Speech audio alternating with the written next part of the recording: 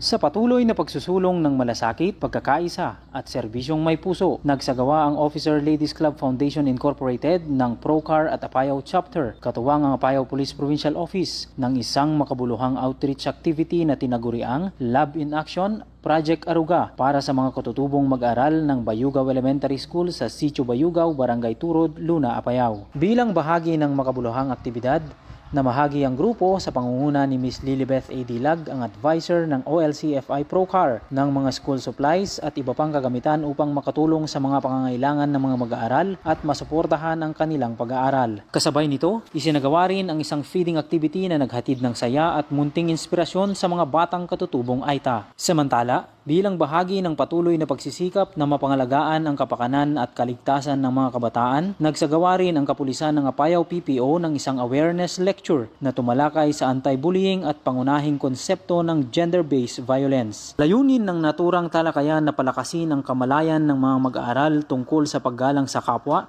pag-iwas sa karahasan at pang-abuso, at pagtataguyod ng isang ligtas at mapayapang paaralan at komunidad. Bilang pagpapakita naman ng tunay na malasakit sa kanilang mga kapwa lingkod bayan, nagkaloob din ang OLCFI ng financial assistance sa mga PNP at non-uniform personnel na kasalukuyang humaharap sa mga suliraning pangkalusugan bilang suporta sa kanilang pagpapagamot at patuloy na paggaling. Dahil sa bawat munting tulong, may pag-asang nabubuo, at sa bawat pusong nagmamalasakit, may buhay na napapagaan. Bagong PNP para sa bagong Pilipinas. Serbisyong mabilis, tapat at nararamdaman. Mula dito sa Apayao Police Provincial Headquarters, ako ang inyong PNN Correspondent, Police Staff Sergeant Briel Joey S. Nipa, alagad ng batas, tagataguyod ng Balitang Pulis.